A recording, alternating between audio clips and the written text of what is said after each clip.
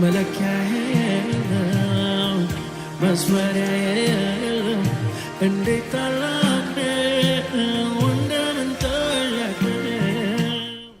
ሰላም ለእናንተ ይሁን። እንኳን ለብርሃነ ትንሣኤው አደረሳችሁ ማለት ፈልጋለሁ። ፓስተር እንዳሻው ከልክለ እባላለሁ ከኢትዮጵያ ወንጌላዊት ቤተክርስቲያን ደንቨር ኮሎራዶ። በዓለም ዙሪያ ላላችሁ ወገኖቻችን በሙሉ የሚሆን የትንሣኤ መልእክት ላካፍላችሁ ይፈልጋለሁ። ነገር ግን ከሁሉ በፊት መሰረት አድርጌ ላካፍላችሁ የሚፈልገው የእግዚአብሔር ቃል ከማርቆስ ወንጌል ምዕራፍ 16 ከቁጥር 1 ጀምሮ እስከ 7 ያለውን አነባለሁ። ሰንበት ካለፈ በኋላ መግደላዊት ማርያም፣ የያዕቆብ እናት ማርያም፣ ሰሎሜ መጥተው ሊቀቡት ሽቱ ገዙ ይላል። ከሳምንቱም በፊተኛው ቀን እጅግ በማለዳ ፀሐይ ከወጣ በኋላ ወደ መቃብር መጡ። እርስ በርሳቸውም ድንጋዩን ከመቃብሩ ደጃፍ ማን ያንከባላል ይባባሉ ነበረ፣ ድንጋዩ እጅግ ትልቅ ነበርና። አሻቅበውም አይተው ድንጋዩ ተንከባለው እንደነበረ ተመለከቱ። ወደ መቃብሩም ገብተው ነጭ ልብስ የተጎናጸፈ ጎልማሳ በቀኝ በኩል ተቀምጦ አዩና ደነገጡ። እርሱ ግን አትደንግጡ፣ የተሰቀለውን ናዝሬቱን ኢየሱስን ትፈልጋላችሁ? ተነስቷል፣ በዚህ የለም።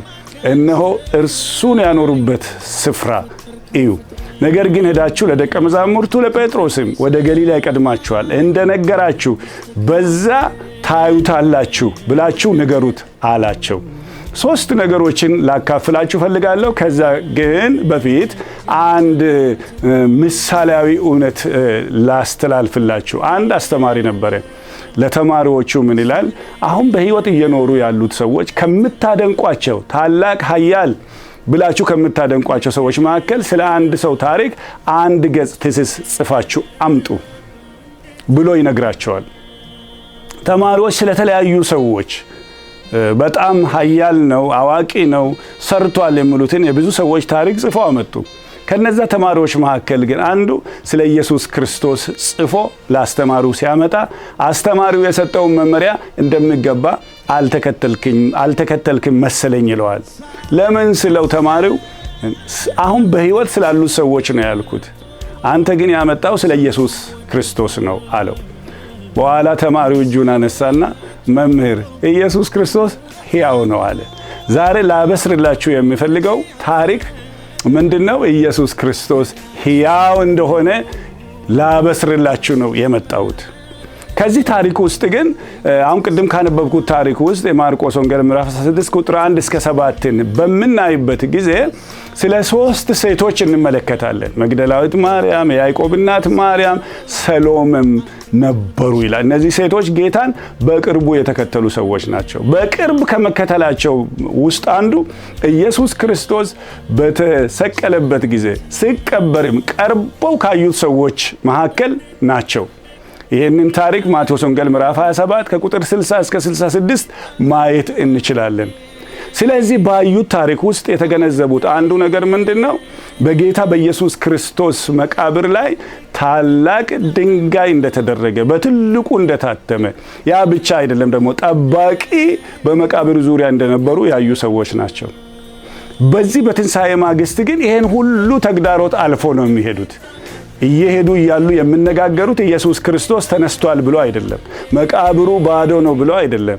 ነገር ግን በደረስን ጊዜ ከመቃብሩ ላይ የነበረውን ደጃፍ ላይ ተከልኖ የነበረበትን ያን ታላቅ ድንጋይ ማን ያንከባላል እያሉ ነው የሄዱት። በደረሱ ጊዜ ግን ድንጋዩ ከሩቅ ተንከባሎ መላእክትም ተቀምጠውበት አዩ ይላል። እግዚአብሔር የተባረከ ይሁን። መልእክተ ምንድነው? ያንን ድንጋይ ያንከባለለ የእግዚአብሔር እጅ ዛሬም ከህዝቡ ጋር እንደሆነ እንድናውቅ። ዛሬ ምናልባት የከበደን ነገር በዚህ በትንሣኤ ቀን ወይም ደግሞ በዚህ በፊታችን ባለው ዓመት ይሄ ነገር ከብዶናል የምንለው ነገር ካለ ያ እጅ ዛሬም ይሰራል። ክብር ለጌታ። የኤርትራን ባህር የከፈለ ኢየሱስ ክርስቶስን ከሙታን ያስነሳ ይሄንን ድንጋይ ያንከባለለ የጌታ እጅ ከኛ ጋር አለ። እግዚአብሔር የተባረከ ይሁን። ሁለተኛው ነጥብ ደግሞ በጣም በሚገርም ሁኔታ መቃብሩ ባዶ እንደሆነ፣ ድንጋዩ መንከባለል ብቻ አይደለም። እነዛ መላእክቶች ደግሞ ሴቶቹ ያዩአቸው መላእክት ዝም ብሎ ብቻ ድንጋዩ መንከባለሉን ብቻ አይደለም የተናገሩት። ነገር ግን ለነዛ ሴቶች የተናገሩት ሄዳችሁ እዩ፣ የተኛበትን ቦታ ተመልከቱ፣ መቃብሩ ባዶ እንደሆነ እዩ አሉ። የሚገርም ነገር ነው። አንድ ነገር ለመናገር ይፈልጋለሁ። ከጌታ ከኢየሱስ ክርስቶስ በፊት በጣም ብዙ ሰዎች ሞተው ከሞት ተነስተዋል። የኢየሱስ ክርስቶስ ትንሣኤ ግን ከሌሎቹ ይለያል። ሌሎቹ ሞቱ፣ ተነሱ። ኢየሱስ ክርስቶስ ግን በትንሣኤ ተነሳ። ሌሎች በሞቱበት ሥጋ ነው የተነሱት። ኢየሱስ ክርስቶስ ግን በአዲስ አካል ነው የተነሳው። እግዚአብሔር የተባረከ ይሁን። ሞቶ መነሳትና በትንሣኤ መነሳት በጣም የተለያዩ ነገር ናቸው።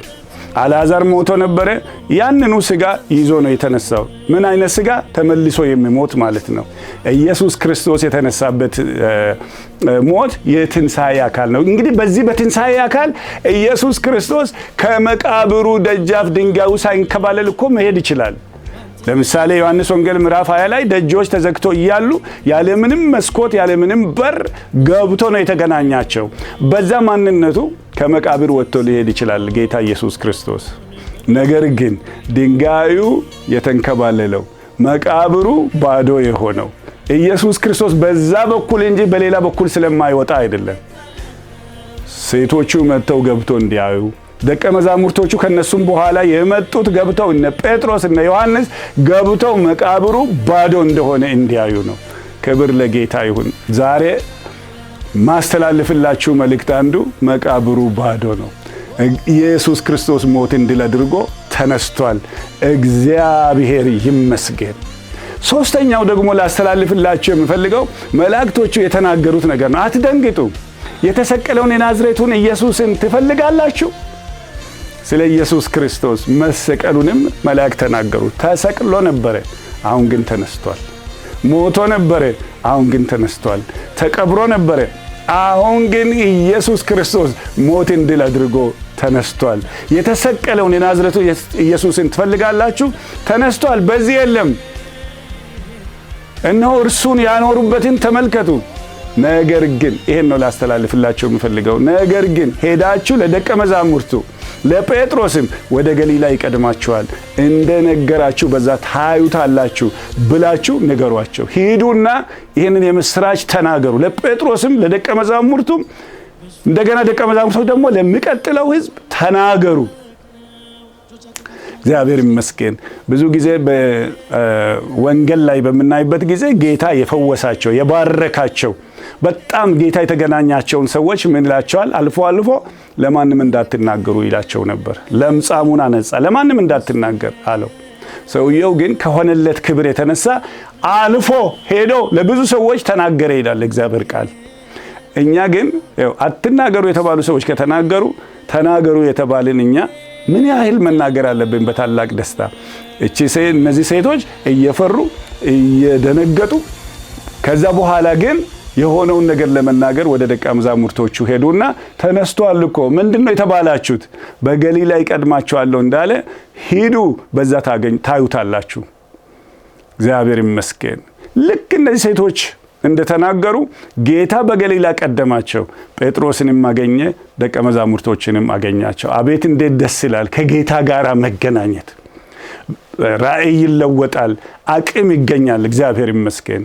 እንግዲህ ሲጠቀልል ዛሬ ምንም ነገር ይክበደን፣ የትም ቦታ እንሆን፣ በዓለም ዙሪያ ሳውዝ አፍሪካ ልንሆን እንችላለን፣ አረብ ሀገር ልንሆን እንችላለን፣ ወይም አሜሪካ ሀገር ወይም ምድራችን ኢትዮጵያ ውስጥ ልንሆን እንችላለን። ዛሬ የምነግራችሁ የምስራችሁ ለዓለም ሁሉ ነው። ኢየሱስ ክርስቶስ ሞትን ድል አድርጎ ተነስቷል። ይህንን የምስራች ተቀበሉ። እግዚአብሔር ከናንተ ጋር ይሆናል። መስመሪያ እንዴት